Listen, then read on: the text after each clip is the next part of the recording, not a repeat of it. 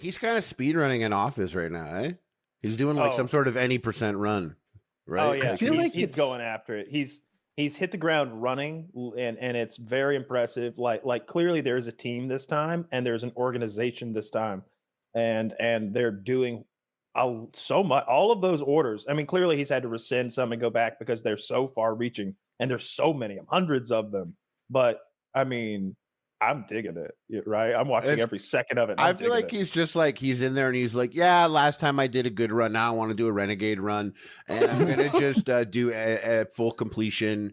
And I don't really care what ending we get. I'm just going to do it fast. I'm going to do it fast. I'm going to do it fast.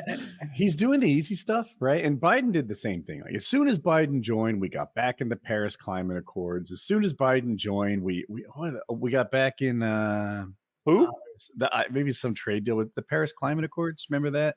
Yeah, Trump pulls out again. The World Health Organization. Who? Oh, the World Health. Oh, I'm sorry. I thought you were saying who to Biden. Yeah, like Biden put us in the World Health Organization. Trump pulls us back out again. Like these are just executive orders. Like they flip back and forth with every party change.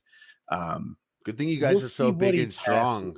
Like what kind of like lasting like accomplishments he has, because executive orders are not accomplishments. Yeah, they early on they do like the ones that won't be reversed are man, he's great at the press conference. He's a master of it. I saw him do his Lake and Riley press conference. He's got the Lake and Riley, of course, is the student who was murdered in Athens, Georgia, by the migrant that was flown around the country through that ridiculous program that, like, on our dime, they flew that person to Atlanta from somewhere else.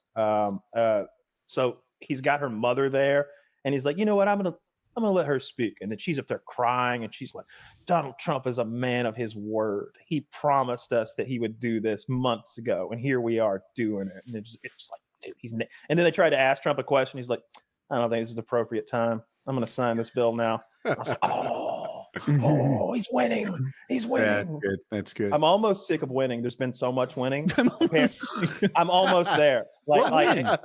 Oh, dude, like when I hear that he's like, we got 30,000 beds in Guantanamo Bay. We could just start sending them there. I'm like, that's crazy talk. Send him there. I did not have concentration camps on my bingo card. I did, dude. I thought we were going to have them in Texas. You had it in the first month, though. You had concentration camp in the first month of office. First of all, it's a distribution center. Okay, it's a concentrated area where people go camping. Harley, stop it with prison. Your miscategorizations.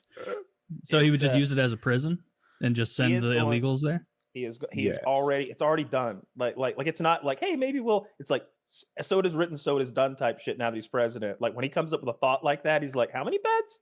30,000. Well, now we've got 60,000 because we got 30,000 to house them here. Get to it.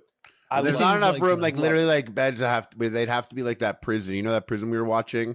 I don't the guys all have the beds stacked up. The El Salvador prison. Yeah. Because they don't have room for 30,000 people there. They do. Is 30,000 a big prison? Is that a huge prison? That would be enormous. Pretty normal. That would be gargantuan. That's great.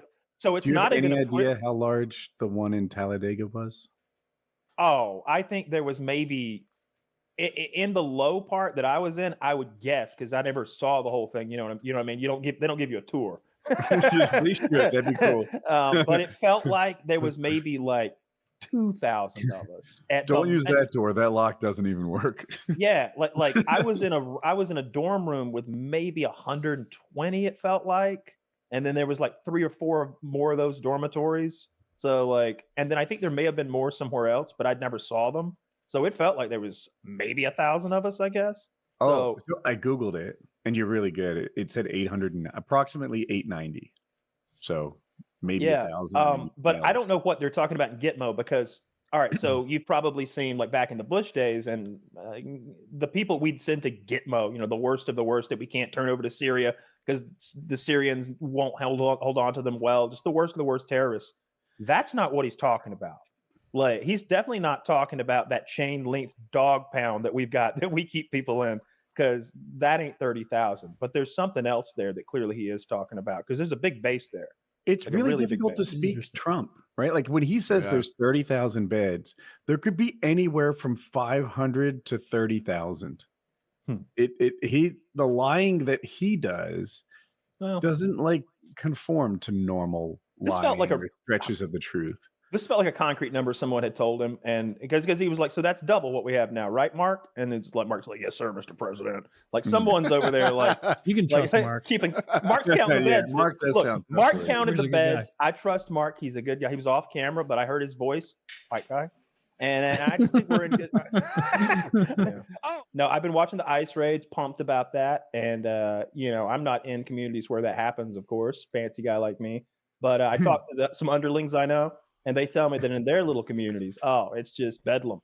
They're digging them out. They're just smoking them out of holes and rooting them out. I heard they were grabbing barns kids at school when their kids are like. That's a lie.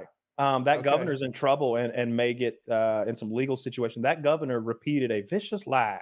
What actually happened was a student at a school had threatened the president's life. And so Secret Service was paying that student a visit to talk to him about his death threats to the president of the United States. But ICE never entered that school or any other. You see the teacher who told ICE to come and raid his classroom? I did see that. He's like, I got half of my students don't even speak fucking English.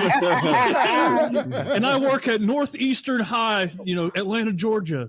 642. They fired his ass. That guy needs they did? Yeah, he needs to go fund me if anybody wants Well, to. I thought we were allowed to make jokes. No, I'm sorry. I thought this was America. I think he was joking. I thought Trump was bringing joking back. He did, but they didn't. A field trip. He should have done a field trip to the ICE detention center, and while he's there, he's like, "You want to check out all those on the end there? Like all of them. Come on, kids, we're leaving. Go check out the kids who wouldn't leave the bus. We're going to visit the Mexico border. You see them kids crying in that bus over there? That's the ones you will take a look at."